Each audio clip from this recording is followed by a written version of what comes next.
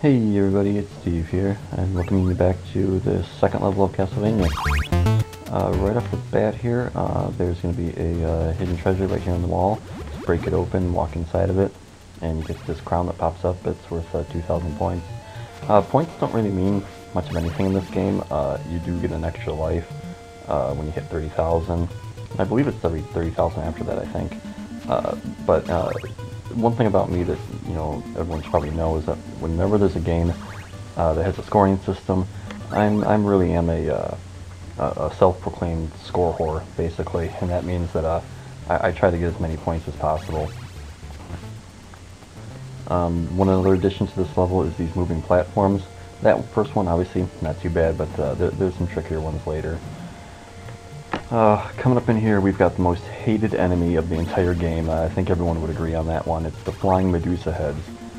These things are just going to be your biggest nightmare in the game. They just come at you in these waves, this kind of wave pattern, and they will do everything they can to knock you off platforms and such.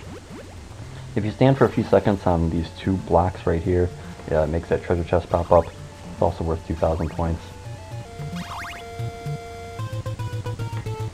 Here, it would be deliberately take a hit from the medusa head just because there's that money bag worth 700 points, and I can't pass that up. Oh, these couple jumps here always make me nervous with the medusa heads, just waiting to knock you off. Now, I don't mind taking the hit because there's also some hidden food up here in the second block on this platform right here that I can't seem to get up onto. There we go.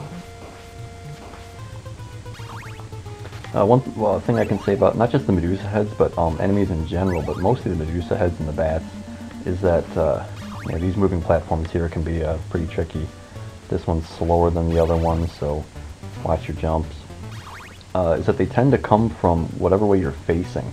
So my word of advice is don't ever, if they're coming at you, don't turn around, because then not only will they be coming from ahead of you, but from behind you as well, and then they're just going to trap you.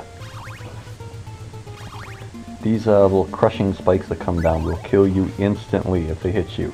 Avoid them completely, take your time. That second one you're going to have to crouch under because it comes down twice really fast. Don't just try to walk under it or else it's going to get you. You're just going to take it real slow and duck underneath it. I've got the holy water, double shot holy water right now, but I'm not too concerned with it right now at this point in the game. Later on in the game, we'll talk about that later, but you're going to want to have that holy water, and preferably triple shot if you can.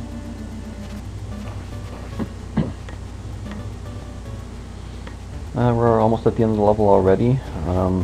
We got some more flying medusa heads to deal with. There's another hidden money bag if you stand between these two pillars right here. Just wait for a second. Well, it's more of a window, I guess, but money bag pops up. The boss of this area of the second level is the giant medusa head, and I'm going to probably use some holy water on her just to try and make quick work of her. She's really not that much of a threat. Again, we're still early in the game, and the game hasn't decided to completely try and screw you over just yet. It's getting there. Racking up the points. I always love the sound. That sound with the hearts is kind of annoying. I bet it probably drowns out my voice all the more when it happens. And it's as simple as that. And we're going to move on to the third level, and I will see you when we get there. Have a good one. Bye.